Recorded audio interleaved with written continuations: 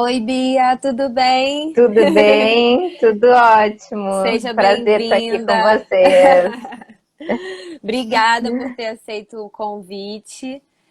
Tenho certeza que vai ser muito importante assim para todo mundo escutar um pouquinho aí sobre esse assunto e a gente tentar alinhar, trazer o máximo para a prática possível aí de projetos de interiores. Nesse momento estava até falando aqui, né? Tão adequado para a gente falar sobre isso, né? Verdade, verdade. Agora se tornou uma necessidade, né? Urgente. Pois é. Bom, Bia, eu queria começar, queria que você falasse um pouquinho da sua trajetória, como é que você entrou nessa área, enfim, para o pessoal que não te conhece entender um pouquinho a sua trajetória. Claro. Então, para quem não me conhece, eu sou a Bia Rafaele Casatia. Eu sou arquiteta e urbanista de formação. Me formei na PUC do Rio Grande do Sul. E, na verdade, o meu encontro com o design biofílico, ele foi uma busca de propósito. Porque eu sempre fui uma pessoa que sempre busquei saúde e bem-estar para a minha vida, né, pessoal? Então, eu sempre me exercitei, gostei de me alimentar de alimentos naturais, praticar yoga, meditação, espiritualidade. E eu estava um pouco desanimada com a arquitetura, assim, achando que a arquitetura era muito preocupada com tendência, com estética, com luxo, muitas vezes, ou a funcionalidade, né? Mas não, assim, necessariamente preocupada com a saúde e com o bem-estar das pessoas do local, né? E eu queria alinhar, então, esse meu propósito pessoal de vida ao meu propósito profissional. Eu queria levar saúde e bem-estar para as pessoas, através do meu trabalho da arquitetura, de alguma forma. E aí foi uma busca constante, onde eu fiz diversos cursos de construções sustentáveis, que daí falava muito de aproveitar os recursos naturais, né, de ter um baixo impacto, de ter uma melhor eficiência energética, mas também não focava nas pessoas, né? E aí, nessa busca, eu comecei a trabalhar em uma empresa de infraestrutura verde, de soluções de paredes verdes, telhados verdes, soluções para tratamento das águas. E nessa empresa foi o meu primeiro contato com design biofílico através de um artigo na internet, um artigo em inglês. E aí eu lembro que na época eu pensei, nossa, tudo que eu buscava está aqui resumido num nome, design biofílico. E aí eu fui atrás de mais conhecimento e eu fui buscar na internet e eu não achei nenhuma bibliografia, nenhuma referência de pessoas aqui no Brasil. Então todas essas pessoas, esses livros eram de fora. E aí eu fui para o LinkedIn, adicionei todos esses nomes relacionados ao design biofílico, e nessa busca eu encontrei a arquiteta americana, a Elizabeth Calabrese, que é líder no design biofílico internacionalmente, e ela tinha trabalhado com o pioneiro do design biofílico, Stephen Keller, que infelizmente já faleceu. Ela escreveu um artigo junto com ele, e ela ensinava outros profissionais sobre o assunto. E aí eu pensei, nossa, é com ela que eu preciso falar. Legal. E aí eu enviei uma mensagem para ela no LinkedIn, eu me lembro que sem muita pretensão. E, e ela acabou me respondendo, e ela me respondeu, e a partir dali a gente começou a conversar, começou a se aproximar, a gente fez Skypes, e ela começou a me explicar melhor o que, que realmente era esse design biofílico, da onde surgiu, o que, que era a biofilia. E em 2018 ela me convidou para trabalhar com ela no workshop de design biofílico em Nova York, na conferência Seeds Alive. Para quem não conhece, essa conferência é uma conferência de infraestrutura verde, que trata sobre os diversos problemas da cidade e de que forma a gente pode resolver isso da forma mais natural possível, integrando a natureza. E aí de lá eu pude trazer todo esse conhecimento para o Brasil, eu pude trazer esse workshop para o Brasil, e desde lá eu venho estudando, e eu digo que ela é minha mentora até hoje. E aí eu transformei todo esse conhecimento num curso, e hoje eu trabalho realmente voltada para ensinar outros profissionais, arquitetos, paisagistas, urbanistas, designers de interiores, a aplicar o design biofílico. Então, através de workshops, cursos, mentorias e consultorias. Ai, que E aí eu legal. descobri, consegui alinhar meu propósito de vida, meu propósito profissional. Que legal. Acho que você tocou aí em dois assuntos bem importantes. O primeiro deles é realmente essa busca do que nos move, né? de realmente trabalhar com alguma coisa que tenha um algo a mais. Apesar que eu sempre tento trazer muito, todo mundo assim, muito pro pé no chão, porque acho que também existe uma coisa muito romântica, né? De que você vai encontrar o que você gosta e vai ser sempre maravilhoso. Não, tem horas que realmente Não. tem uma parte chatinha, que a gente não gosta de fazer em qualquer trabalho, mas sem dúvidas que quando a gente consegue achar, né, esse propósito, com certeza você trabalha muito mais motivada, né? É verdade. E eu digo que o design biofílico, ele é um design com propósito, né? Um propósito realmente de melhorar a vida das pessoas, de levar essa saúde. E quando eu falo em saúde, é saúde física, mental, emocional e esse bem-estar das pessoas. Eu acho que nada melhor do que isso, né? Mais gratificante do que a gente saber que realmente está fazendo bem, assim. Nada substitui, né? E fala pra gente, assim, o que que é o design biofílico? Porque esse nome, olha, esse nome não ajuda, né? Não ajuda. Todo mundo fala, design o quê? Então, é design biofílico porque vem da biofilia. E a biofilia é uma ciência que bio significa vida e filia significa amor. Então, literalmente é amor à vida. Mas ela é uma ciência que explica a nossa conexão inata com a natureza, que é inerente, né? Vai além do nosso consciente.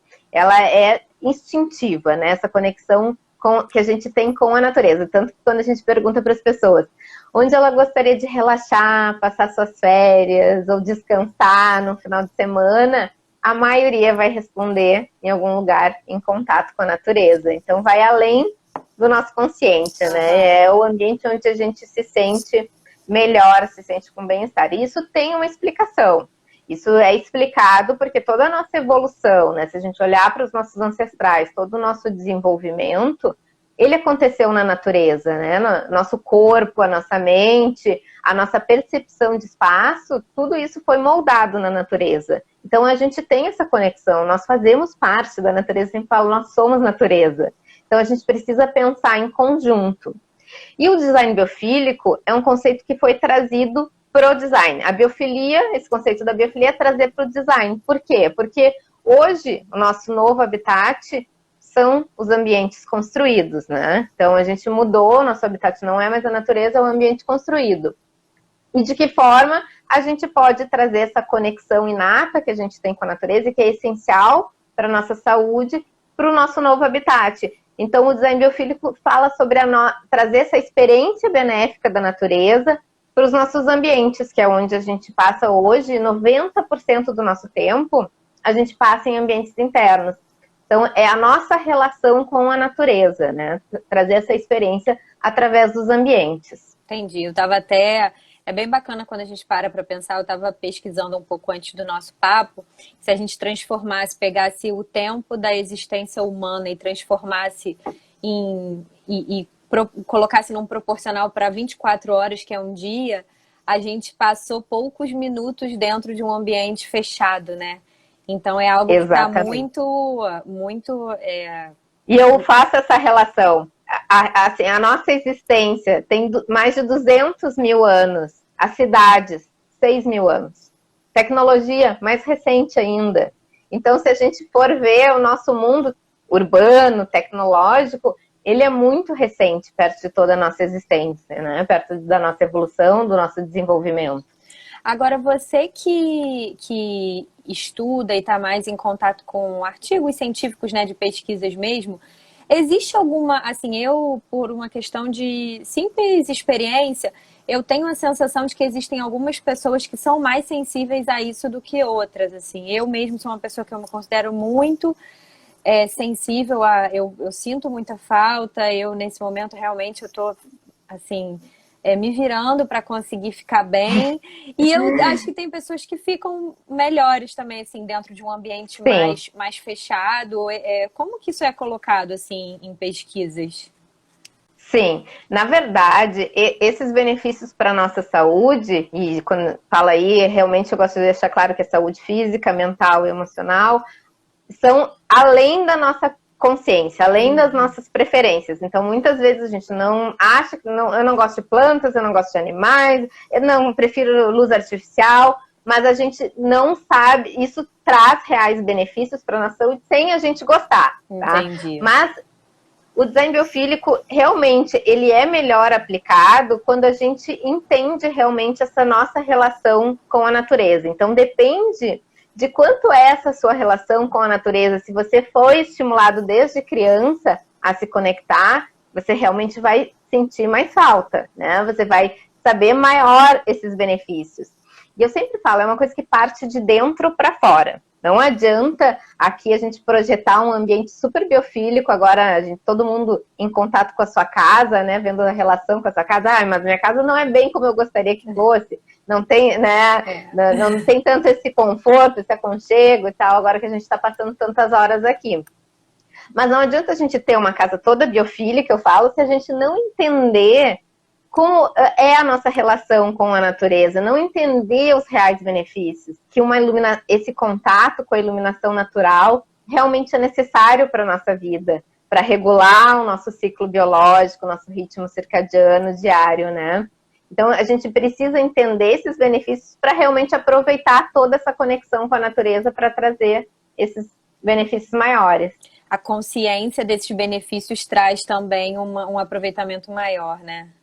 Com certeza. Legal. E eu acho que aí a gente vai mudando até hábitos, né? Ontem eu estava conversando com pessoas que fizeram o meu curso em relação a isso, e aí o marido contando que o marido era super desligado da natureza, super tecnológico, urbano, e aí ele, assim que ela começou a praticar a biofilia, ele começou a se preocupar mais em compostar os alimentos, né, os restos de alimentos, legal. Se preocupou mais com a alimentação natural, e assim partiu de uma sementinha que ela estava gerando ali na família, né? Que legal. Então, acho que é realmente isso. Legal. A gente começa a mudar hábitos da nossa vida. Da nossa e da nossa pequena teia, né, que fica à nossa volta. Na rede, legal, exatamente, né? Contagiando.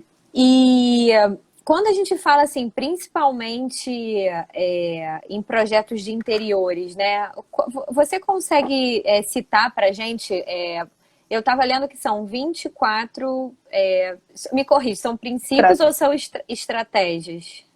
Então, na verdade, o design biofílico, ele tem princípios, né, que são os valores do design biofílico, é algo que a gente tem que ter em mente ao projetar. Então, aí, independente se a gente vai projetar uma cidade, se a gente vai projetar um jardim, se a gente vai projetar um ambiente ou uma construção. São os princípios do design biofílico, que rege o design biofílico. E depois, dentro disso, tem como se aplica o design biofílico. Então, existem estratégias, que daí são essas 24 estratégias de como a gente pode aplicar isso realmente na prática. Entendi. E aí você consegue citar algumas pra gente, assim, quais são as principais ou as mais importantes, ou, enfim, o que causa mais impacto? Então, eu até fiz um post, que eu achei bem bacana, ele teve bastante repercussão em relação ao home office. E aí eu vou citar, então, 3 estratégias que eu citei nesse post, que eu acho que, assim, são essenciais, né? A gente precisa priorizar essas 3, pelo menos. Então, a primeira, a luz natural. Como eu estava falando, o contato com a luz natural. A luz natural é o principal fator, né? A variação do espectro de cor da luz do dia é o principal fator que sincroniza o nosso ritmo circadiano. E o que é o nosso ritmo circadiano? É o nosso ciclo biológico diário de 24 horas, que é responsável por diversas funções aí no nosso organismo, como regular a nossa imunidade, regular o estresse, regular o nosso sono, isso através de hormônios, né? O estresse é regulado através do hormônio cortisol, o sono é regulado através do hormônio da melatonina. Então é importante que a gente tenha um ambiente, principalmente agora que a gente está dentro de casa, um ambiente onde a gente tenha esse contato com a iluminação natural durante o nosso dia, que a gente absorva essa iluminação natural.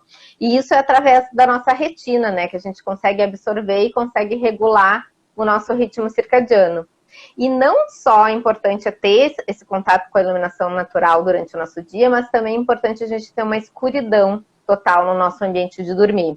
Então, assim, umas 2 horas antes de a gente dormir, que a gente vá reduzindo a iluminação artificial da nossa casa, né, deixando uma iluminação mais quente, mimetizando a iluminação do sol, né, que com o pôr do sol isso vai reduzindo, vai ficando uma iluminação mais aconchegante, mais amarelada, mais alaranjada, para induzir o nosso organismo a produzir esses hormônios, a melatonina suficiente para a gente entrar em sono profundo e ter uma noite tranquila e energizante para o outro dia.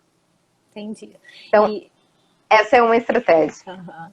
E aí, quando a gente fala de iluminação, eu até assisti uma outra live sua que falava basicamente sobre iluminação. A gente, além da iluminação natural, tem estratégias de iluminação artificial que também ajudam a recriar esse ambiente mais natural, né? Exatamente. Então, quando a gente não consegue trazer a quantidade suficiente de iluminação natural que a gente precisa para os nossos ambientes, que a gente mimetize isso através da iluminação artificial, né? Mimetizar e imitar. E a gente tem hoje empresas que reproduzem, fazem a iluminação circadiana, né? Imitando essa variação do espectro de cor da iluminação artificial de acordo com a iluminação natural. Então, isso seria o ideal. Ou que a gente crie cenários realmente de manhã, uma iluminação mais aconchegante, mais quente, e aí, conforme o passar do dia, ali no pico do dia, ao meio-dia, uma iluminação mais azulada para realmente nos dar energia para a gente produzir e aí ter energia para o nosso dia. E à noite, reduzir novamente. É muito interessante. Eu há pouco tempo atrás, antes de te conhecer, e antes de conhecer o design biofílico com esse nome, eu estava pesquisando sobre iluminação e achei esse termo que, na verdade, eu não achei. Na verdade, tem pouca literatura, né, em português sobre esses assuntos. Então, achei lá o Human Centric Lighting, que é realmente essa iluminação voltada para o ser humano. E aí existe essa variação de temperatura de cor na iluminação artificial ao longo do dia, para que quem está ali dentro sinta como se o dia estivesse passando a passagem mesmo, do né? dia. Exatamente. Isso é muito interessante. E realmente isso em relação à bibliografia foi o que eu senti também do design biofílico. É tudo em inglês, né? Os livros são todos em inglês, os estudos são todos em inglês, e tem muitas pessoas aí que não dominam a língua. Então eu também me considero uma tradutora aí no curso, legal. trazendo muitas traduções de livros e de estudos. Legal. E é interessante também a gente observar, por exemplo, antigamente, o tanto que isso está em alta, né? Por exemplo, antigamente os shoppings eram projetados para serem aqueles espaços onde você não sentia o tempo, era proposital, né? Você não via a luz do dia para ficar ali horas e horas e horas sem sentir e teoricamente ficar consumindo.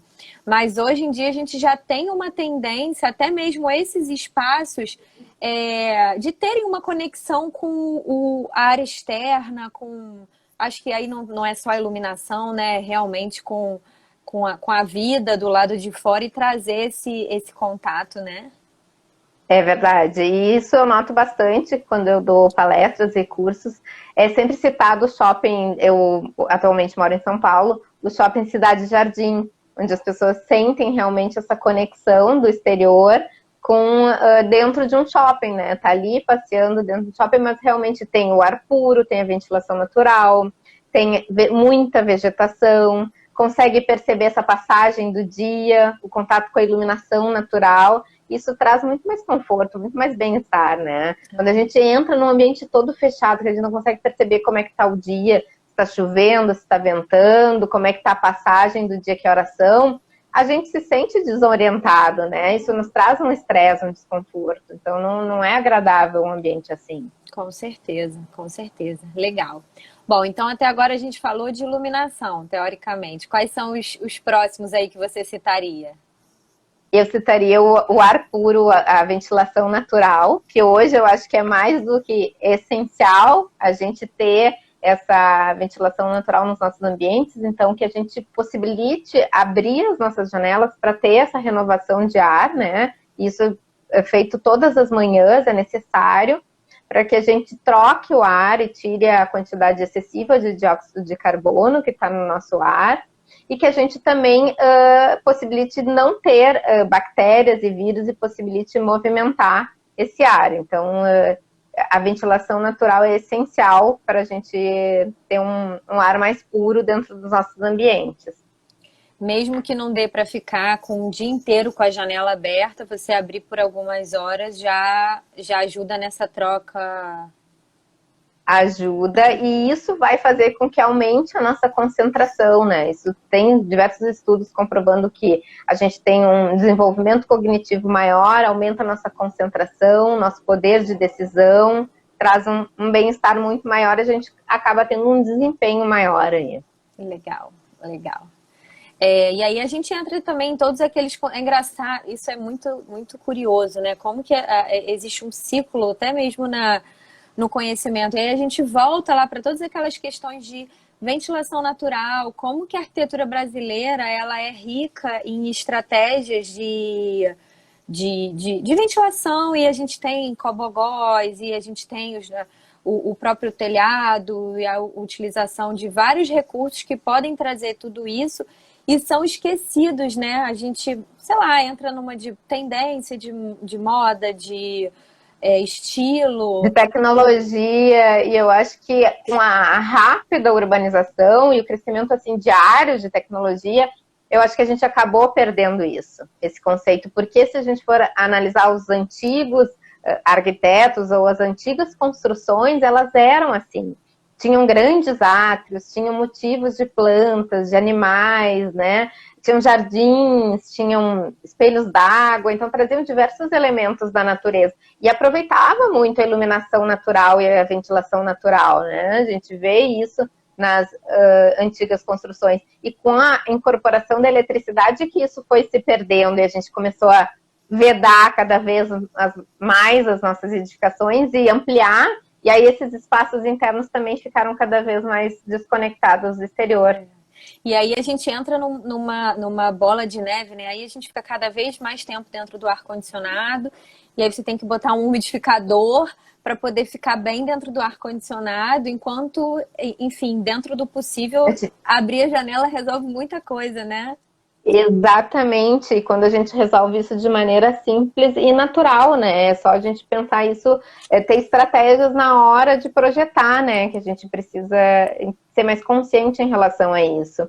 E foi exatamente esse motivo porque eu procurei encontrar o design biofílico, porque o primeiro curso que eu fiz de construções sustentáveis falava exatamente disso. Muitas vezes eles queriam aproveitar a melhor eficiência energética, mas era vedando aquele edifício, né? E utilizando tecnologia para isso. E isso não estava pensando na saúde das pessoas que iam utilizar aquele local. E eu acho que as coisas têm que ser pensadas juntos, né? Tem que pensar na eficiência energética, tem que pensar no baixo impacto, mas tem que pensar na saúde das pessoas, né? Para quem é aquele local? É para pessoas. Então a gente tem que priorizar isso. Com certeza. Às vezes isso é esquecido, por mais curioso que possa ser, né? O fator principal da existência de tudo isso é deixado de lado. Exatamente. Eu me lembro que alguém me falou, mas isso não é óbvio? Pode parecer óbvio, mas não está sendo óbvio. Pode parecer óbvio, mas ninguém está lembrando disso. Exatamente. Exatamente. É verdade. Verdade. Então vamos continuar. A gente falou, para quem chegou depois, a gente está falando sobre as principais estratégias aí de aplicação do design biofílico, e eu pedi para a Bia citar os principais. E aí ela falou de iluminação natural e de ventilação, certo? Isso. O que mais que você e aí você cita pra gente? As plantas. As plantas, geralmente, quando a gente fala em biofilia, o design biofílico, a maioria acha que é só sobre vegetação, sobre plantas. Mas não, vai muito além disso, como eu citei, a iluminação natural, o ar natural, e eu poderia citar diversos outros que são analogias, que é a natureza em transformação, como materiais naturais, formas naturais, as cores naturais, as geometrias, que está ligado aos padrões matemáticos, fractais, enfim, tem uma gama aí de possibilidades, estratégias naturais que a gente pode trazer. Então, não é somente vegetação, gente, mas a vegetação é um item essencial, faz parte, e a gente poder ter vegetação, plantas, e aí eu falo aí plantas, flores, que a gente tem esse contato dentro do nosso ambiente com essa vegetação natural, isso é essencial. Se a gente puder ter essa conexão de cuidar, de regar, seja uma horta, seja a nossa plantinha, ver florescer, ver essa passagem de estações através da vegetação, a gente realmente vai se conectar com esse outro ser vivo, e isso realmente vai trazer benefícios de saúde, aí, de bem-estar, até de reduzir problemas de saúde mental. Existem estudos comprovando. Traz relaxamento também. Existem diversos estudos comprovando os benefícios em relação a ter essa conexão com outros seres vivos, seja com plantas ou com animais. E aí, nesse caso, o fato de serem, por exemplo, plantas permanentes, né, as plantas artificiais, o fato de você ter o visual de uma planta também traz o benefício, traz algum benefício ou, na verdade, não? Traz. Então, na verdade, todos esses benefícios, eles são melhores, mais reais, quando a gente experimenta por todos os nossos sentidos. E o nosso sentido predominante é o sentido da visão. Então, traz benefícios, sim, a gente ter uma imagem da natureza ou ter uma planta imitando, que não seja real, que seja preservada ou artificial, traz benefícios para a visão. Mas eu tenho uma opinião particular em relação a isso, porque no momento que a gente sabe que aquela planta ela não é natural, eu não tenho ainda mensurado estudos se a longo prazo isso vai realmente trazer benefícios. E o que eu acho que a gente tem que ponderar é de que é feita essa planta artificial, né? Para ponderar se esse material, como a gente prega o uso de materiais naturais, materiais que não tragam poluentes para esse ar, se realmente ele não vai ajudar a poluir mais, a trazer toxinas para esse ar de dentro do nosso espaço, e aí prejudicar também em outro quesito. Ou também, muitas vezes, essa planta artificial, ela vai trazer malefício de acumular poeira, né? Então, eu acho que a gente tem que ter sempre um equilíbrio, um bom senso, saber qual benefício vai trazer e qual malefício, para ver se a gente utilizaria uma planta artificial ou, de repente, é melhor a gente utilizar uma imagem da natureza através de um quadro, através de uma fotografia, através de papel de parede, de tecido, que isso também vai reproduzir e vai trazer benefícios. As próprias cores, né? Até quando a gente estuda a psicologia das cores, o verde é uma das cores que passa a melhor sensação. O verde e o azul do céu e o verde do verde, né? Da natureza. Então, essa combinação Exatamente. Eu até estava lendo que o azul é uma das cores que mais, assim, a maioria das pessoas gosta e menos enjoa, né, ao passar dos anos. Então, é uma cor praticamente universal aí, que remete ao mar, a cor da água, a cor do céu. E ela realmente tem poder de relaxamento, de trazer esse acolhimento. E assim como os tons terrosos, os tons verdes. Por que isso? Porque a gente traz isso dentro da nossa biologia, dentro da nossa genética, né? Da nossa evolução, dos nossos ancestrais, de terem essas cores presentes na natureza, né? E aí quando a gente olha aquela coisa do inconsciente, né? Inconscientemente você se sente muito bem, você sente uma sensação boa ali, mas não tem uma explicação, né, para isso, sensação. É na parte primitiva, exatamente. Legal. E você consegue, assim, eu não sei exatamente se essa é a sua área, mas, por exemplo, eu até depois, daqui a pouco eu vou dar uma olhada aqui nas perguntas, mas eu vi que teve alguém aqui que perguntou quais são as plantas mais adequadas, assim, para o espaço interno, se é adequado, por exemplo, botar planta no quarto, ou se não, é melhor colocar em outros ambientes, e quais seriam as plantas, assim, que causariam melhor essa sensação de bem-estar e de saúde? Então, isso sempre me perguntam e eu falo, isso é muito relativo, isso depende de caso a caso. O design biofílico é algo que ele promove, assim, um dos princípios é promover uma ligação emocional ao local. E quando eu falo isso, a gente deve pensar para quem que é aquele local e aonde é. Então, a gente deve sempre priorizar ecologia local, as plantas nativas daquele local. E aí a gente deve pensar em plantas, se a gente tem um ambiente isso é muito relativo eu falar, porque se a gente tem um ambiente super iluminado, vai ser um determinado tipo de planta. Se a gente tem um ambiente mais sombreado, é outro tipo. Se a gente tem um local onde é muito quente, é outro tipo de planta. Então isso, eu acho que a gente tem que analisar caso a caso. O que eu acho é que a gente deve ter plantas dentro dos nossos ambientes, mas deve propiciar a vida para essa planta. E essa planta ela precisa de iluminação, ela precisa de ar puro e ela precisa de água. Então tem que ter esse cuidado com essa vegetação.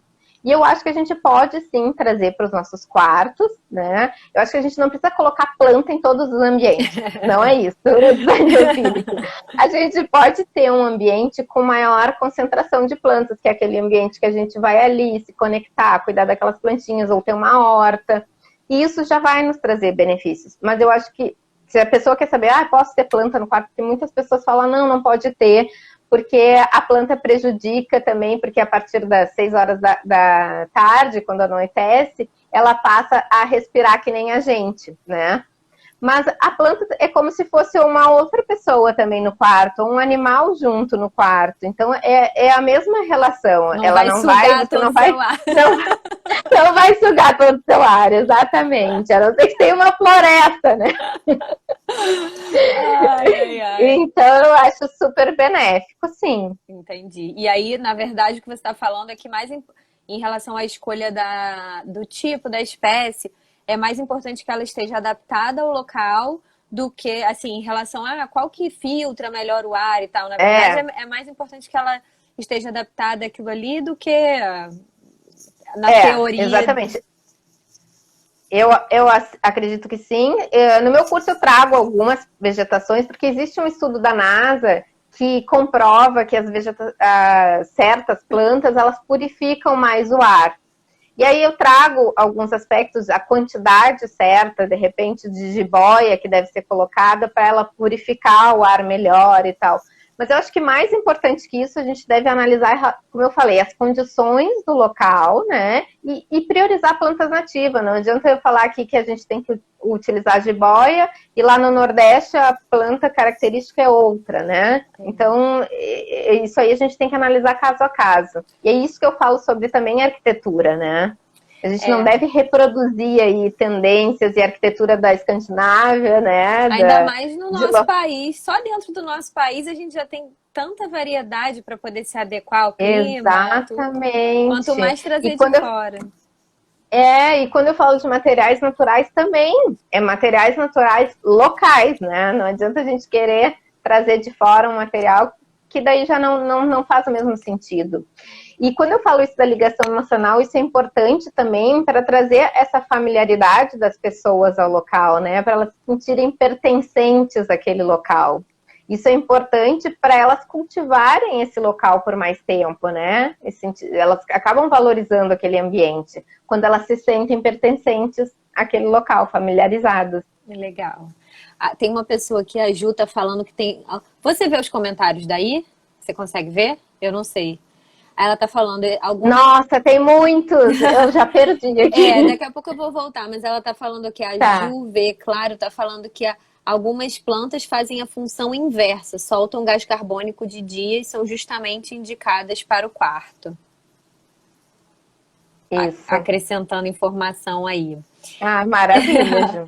E aí você está falando até sobre essa questão dos materiais naturais, e eu acho que esse ponto de utilizar não só os materiais naturais como recursos da região, eles também estão muito ligados à sustentabilidade. Quando a gente estuda sustentabilidade, a gente vê que esse é um dos pilares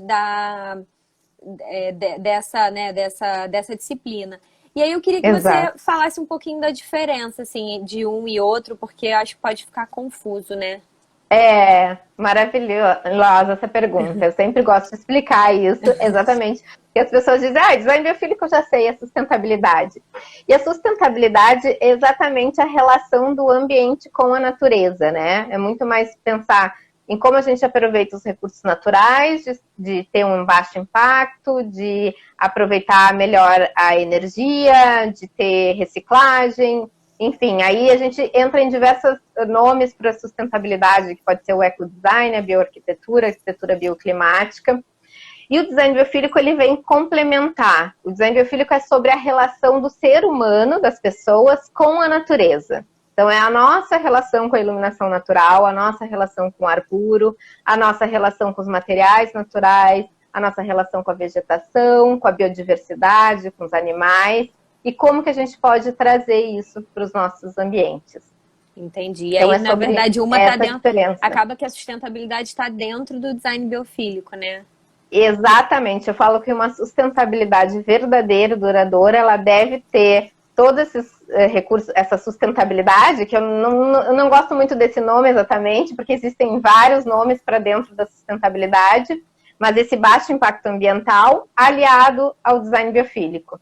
E aí sim a gente vai ter uma sustentabilidade verdadeira e duradoura, porque a gente vai estar pensando em aproveitar esses recursos naturais da melhor maneira, interferir da melhor forma na natureza ao nosso redor, mas pensando na saúde e no bem-estar das pessoas. Legal. Então é focado, na verdade, nas pessoas, né? Principalmente Nas nas pessoas. pessoas. Exatamente. Um pouco menos nas questões econômicas e tal. Não que isso não seja importante, mas não é o foco Não, principal. o foco principal é a relação da natureza, porque nós somos interdependentes, então é a nossa relação com a natureza, com esse mundo natural onde nós fomos desenvolvidos, e trazer isso, essa experiência para os nossos ambientes. Entendi. Bom, eu vou dar uma lidinha aqui nos comentários. Você quer acrescentar alguma outra estratégia? Você acha que seria relevante falar? Eu acho que sim, porque eu falei muito aqui, as estratégias elas são divididas em experiências. Então tem as experiências diretas, que é toda essa natureza direta, como o ar puro, a iluminação natural, a vegetação, os animais, o fogo, a água.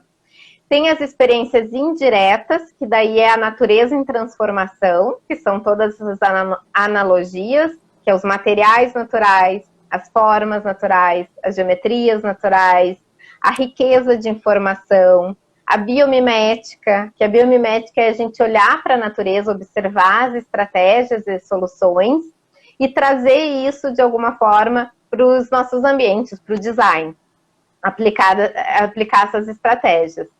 E também é sobre as experiências espaciais que a gente tem na natureza. Então, como assim?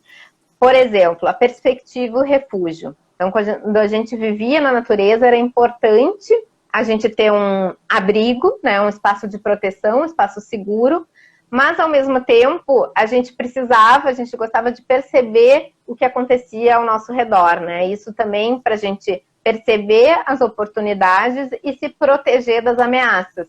Então, isso serve para os nossos ambientes. A gente gosta de ter um ambiente seguro, confortável, acolhedor, mas a gente também gosta de observar o nosso redor, né? Então, a gente gosta de perceber o que está acontecendo lá fora, como que está o tempo, né? Como que é a passagem do dia, como está a estação, o clima.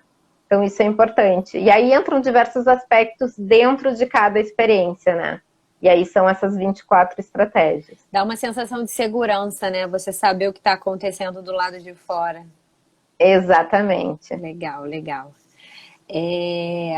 A Ju está perguntando aqui da nossa relação com o ambiente individual, como você identifica isso nos clientes. A gente até já falou isso aqui, né? Que apesar da relação ser individual, o benefício é o mesmo e é inconsciente, né? É inconsciente. Mas eu concordo, por isso que eu falo assim, não é uma receita de bolo. Agora já sei aplicar e saio aplicando. Não, a gente precisa entender quem é o nosso cliente, né? São crianças, né? Quais são as necessidades dessas crianças, aonde que está inserido esse local, né? Se é uma escola, onde está inserido. Eu até trago o exemplo da escola Aine, em Guaporé, que é uma escola para crianças, que é no meio de um bosque. Então ela fez toda uma conexão com esse bosque, trazendo a escola é construída em adobe, ela tem telhados verdes, ela tem hortas, ela tem portas e ambientes na escala das crianças. Então, ela traz essa conexão ao ambiente onde ela está e uma relação para quem é destinado esse ambiente, né? Então, acho que é sempre isso. A gente pode aplicar todas as estratégias, mas a gente sempre tem que entender quem é o nosso cliente, quem são as pessoas que vão usar o local, aonde está. E eu li também, eu não sei se essa está dentro de uma das estratégias, não sei se isso é um pouco de exagero, mas até mesmo na questão do estilo da decoração ter uma relação com aquele entorno. Digamos assim, se você está numa cidade de praia, você fazer uma decoração com uma cara mais praiana te faz sentir pertencente daquele entorno ali, ou enfim, Exato. É isso. se a- Isso é um dos princípios do design biofílico e está também presente numa das estratégias espaciais, né? Que é essa conexão cultural e ecológica ao lugar. E quando eu falo isso, é exatamente trazer essa conexão através dos materiais, né? Dos materiais locais, através da ecologia. Eu sempre falo que a gente é responsável por resgatar essa fauna e flora local, porque a gente acaba desmatando, né? Através da construção dos nossos ambientes. Então é importante que a gente resgate isso para não criar aí uma revolução na nossa ecologia, né? Que a gente preserve isso de alguma forma. Legal, legal. A Ju tá perguntando aqui como que se chama a escola que você falou? AYNI. AYNI. AYNI. Isso. Em Guaporé, no Rio Grande do Sul. Deixa eu escrever aqui. Tá, ver se está certo aí. Escrevi aqui, hein, pessoal, o nome da escola. Deixa eu voltar aqui um pouquinho. Você tem referência de bibliografia sobre biomimética? Biomimética? É. Biomimética eu tenho exemplos, referência de bibliografia eu não tenho. Eu tenho o nome de uma pessoa que pode dar todas essas referências, que é a Alessandra Araújo, que é da Bioinspirations. Então sigam ela no Instagram, que ela dá muito conteúdo sobre biomimética. Legal, ó. Foi ok, mamãe que perguntou. Então anota aí. Que eu não vou conseguir. Ela é maravilhosa. A Ju já falamos. Onde nasceu o design biofílico? Então, o pioneiro do design biofílico é o ecologista americano Stephen Keller. E surgiu esse conceito de design biofílico em 2005, mais ou menos, quando ele escreveu o livro Building for Life. Muito recente, né?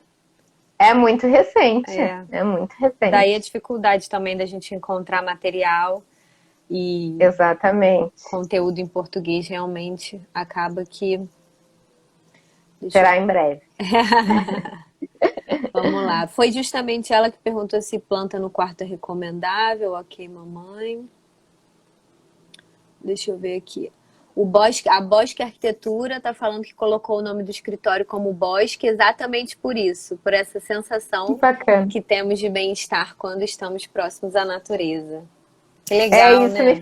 Isso me fez lembrar o banho de floresta, que eu trago também esse estudo no meu curso. O banho de floresta é uma prática de cura japonesa, onde eles incentivam as pessoas a irem para uma floresta, né, para um ambiente denso de vegetação, para realmente ter esse contato, e não necessariamente precisa correr, fazer exercício nessa natureza, mas realmente de ter esse contato de contemplação e de absorver esses benefícios todos. A gente fala de pirim-pim-pim, que a vegetação tem, né? Tem até um nome de uma substância que ela solta, que realmente é muito benéfica para a nossa saúde mental e emocional e física.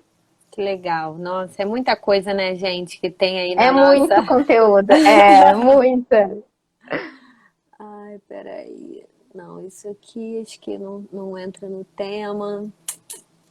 Não, beleza. Então tá, eu vou continuar o nosso assunto aqui.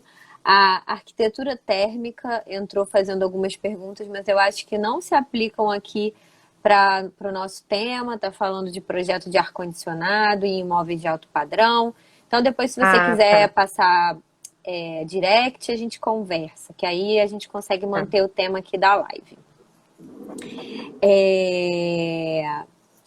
Bom, vamos lá. Deixa eu pegar minha listinha aqui. Bom, e aí a gente fez até um roteirinho, né? É o roteirinho, né? E aí eu queria saber de você, assim, como que é a receptividade? Digamos que alguém que está aqui assistindo se interesse em aplicar esses princípios, essas estratégias dentro dos seus projetos. Como que é essa receptividade dos clientes, assim? Você estava me falando que você deu uma consultoria para um espaço no Casa Cor, né? Isso foi muito bacana, que eu dei uma consultoria para o home office do casal, da Quadriarc, do escritório de arquitetura Quadriarc, para Casa Cor Rio Grande do Sul do ano passado. E eu pude passar uma semana lá nesse espaço, percebendo a reação das pessoas ao entrar no espaço. E realmente as pessoas entravam naquele espaço e elas sentiam um ambiente de bem-estar. Elas falavam, que sensação maravilhosa de entrar aqui, que ambiente acolhedor, que conforto, né? E aí elas ficavam ali tentando entender por que elas estavam sentindo tudo isso. E aí eu sempre falo para eles que realmente eles tiveram muito êxito com esse projeto, né, aplicando os princípios e estratégias do design biofílico, porque eu vi na reação das pessoas. Então isso já comprova todos esses benefícios, né, de aplicar aí as estratégias. E você acha que já isso é o mais existe... recompensador. Com certeza.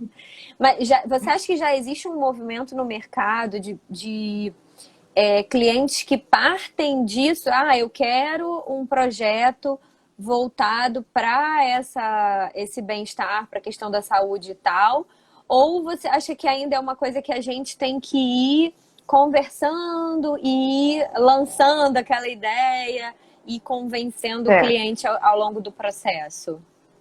Eu acho que sim, tá? Eu acho que isso vai partir de nós, profissionais, mostrar com argumentos, né, embasados, científicos, os reais benefícios para o nosso cliente, para ele entender que às vezes essa estratégia que a gente está escolhendo não é puramente porque a gente realmente gosta, acha mais bonito, mas realmente tem um fundamento, né, que ele vai se sentir melhor ali, ele vai ter mais saúde física, mental. E o que eu acho assim, já tem grandes empresas, a Amazon, o Google, já estão incorporando esses princípios e estratégias do design biofílico e estão tendo esses benefícios, então, de aumentar o desempenho do funcionário, o funcionário se sente com um bem-estar maior, acaba tendo um desempenho maior, acaba produzindo mais, então aumenta a produtividade. Isso já tem estudos comprovando, né? Que aumenta a concentração, aumenta a criatividade, aumenta a produtividade. Isso estou falando em ambientes corporativos. Assim como a gente tem em ambientes de saúde, onde acelera a cura, onde diminui a quantidade de medicamentos que o paciente toma para dor, porque aumenta o humor dele, reduz a indisposição. A gente tem também estudos em escolas comprovando que acelera o aprendizado dos alunos, eles têm aí resultados melhores em testes. Então, a gente tem estudos em diversas áreas, em diversas tipologias aí que a gente pode realmente aplicar. E eu acho que nós, profissionais, tendo esse conhecimento, a gente consegue passar isso melhor para o nosso cliente, para ele entender realmente por que a gente está seguindo esse caminho e não aquele. Entendi, bem legal. E, inclusive, acho que essas são as áreas que mais tem estudos, né? Pelo que eu pesquisei, a área de saúde, a área da educação e a área corporativa, né? Já está bem comprovado os benefícios que eles podem trazer para os usuários, né? Verdade. Muito legal, muito legal. E em relação ao custo, você consegue me dizer assim, se a gente, ao aplicar essas estratégias, a gente você aumenta em média 10, 20% no custo, ou não existe uma relação direta em relação a isso? Isso é muito complexo e relativo, porque eu sempre falo, se a gente pensar, claro, a gente vai pensar num projeto do zero, né? A gente vai conseguir aproveitar da melhor maneira iluminação natural, ventilação natural, e a gente vai acabar tendo uma economia aí no projeto, né? A gente vai reduzir aí as tecnologias, o uso de ar-condicionado, o uso de iluminação artificial. Agora, claro, a gente tem um retrofit. Então, isso tudo é muito relativo. A gente não pode mudar a iluminação, a gente não pode mudar a ventilação. Então, a gente vai ter que incorporar outros elementos aí, né, possíveis de adicionar. E aí a gente vai ter que avaliar, porque, por exemplo, tinta. Tinta hoje a gente tem tintas à base de terra, né, que são muito mais naturais. Elas têm um custo um pouco mais elevado, e o benefício que isso vai trazer de saúde? Então, eu sempre digo, a gente tem que mostrar para o nosso cliente qual é o custo de ele não usar o design biofílico, né? Qual é o custo a longo prazo que ele vai ter? A perda de saúde é a mesma coisa. A gente, com a nossa saúde, como é que a gente cuida dela, né? Se a gente não se alimenta de alimentos naturais, não faz exercício, a gente vai ter um custo maior aí de remédios, né? Com a nossa saúde depois, a longo prazo. Uma hora, essa conta vem. E a mesma coisa com os nossos ambientes. O nosso ambiente está causando saúde ou doença. Não existe um ambiente neutro. Então, a gente tem que ter essa consciência, porque nós, profissionais da construção, somos responsáveis para levar saúde para as pessoas. Então, a gente tem que mostrar isso. Essa tinta, ela vai ser mais benéfica, ela não traz toxinas, né? O seu ar vai ser mais puro. E aí, por diante, né? Em relação a todos os materiais e a todos os outros aspectos aí de vegetação, biodiversidade. Enxergar como um investimento, né? Mesmo, Como um investimento. Enfim, até mesmo quando a gente fala até em ações mais voltadas para a sustentabilidade, né? O discurso é esse, é o investimento inicial um pouco maior para você poupar lá na frente tanto os recursos financeiros da manutenção, quanto poupar o planeta também de toda aquela demanda que não acaba. E eu acho também que uma ação muito que também é muito consciente nossa e que ajuda muito é não ter aquela ganância de fazer um projeto que logo o cliente vai precisar de você de novo para você refazer. Então, ambientes que sejam mais atemporais e que durem mais tempo e que sejam projetados já para uma transformação, uma evolução. Eu acho que eles também estão nessa linha aí de poupar o planeta, né? Eu concordo plenamente. Eu sempre falo que, além de saúde, de ser um ambiente saudável, ele vai ser resiliente. E isso, o que é resiliente? Ele é preparado para as mudanças, né? Então, quando a gente projeta em conjunto com a natureza, né, aproveitando esses sistemas, esses processos naturais, a gente tem ambientes muito mais saudáveis e resilientes, preparados aí para todas as mudanças climáticas, enfim, que possam vir a ter. Legal. Uma pergunta também que geralmente me fazem, que eu já respondia dessa maneira, é assim, se vira e mexe vem aluno me perguntar se me incomoda, se eu acho que, por exemplo, todas as madeiras dentro de um ambiente têm que ser iguais. E a pergunta que eu sempre retorno é: na natureza, as madeiras são todas iguais? Se você olhar em volta, existe uma mistura que é harmônica. Então, é muito artificial aquele ambiente todo perfeito, todo padronizado, né?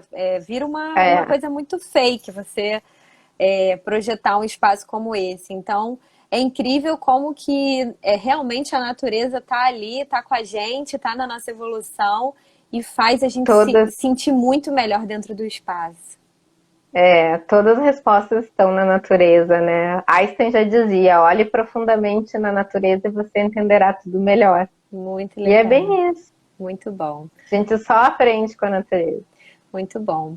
Bia, eu encerrei aqui o meu roteirinho. Queria saber se você quer acrescentar alguma coisa. Queria te agradecer muito, achei a conversa foi muito boa. Vou tentar deixar a live salva aqui por 24 horas e depois eu vou ver se eu coloco no YouTube, no canal do YouTube também. E aí fica lá para quem quiser assistir depois. Ai, maravilha, adorei. Eu que agradeço o convite, foi um prazer falar contigo aqui, Amanda, e com todos vocês. E eu fico à disposição para quem quiser, tiver dúvidas aí, pode me chamar em inbox que eu respondo. Pode mesmo, gente, porque eu fui lá, entrei no Instagram dela, chamei, ela respondeu. Então, quem ainda não segue, procura lá o Design Biofílico e acompanha também o trabalho da Bia, que é muito legal. Isso aí, que se alguém tiver interesse no curso, o link está na bio do Design Biofílico e lá tem o site com todas as informações. Tá ótimo, combinado. Bia, obrigada. Muito obrigada, Amanda. Um beijo. Boa semana. Beijão para todos vocês. Obrigada.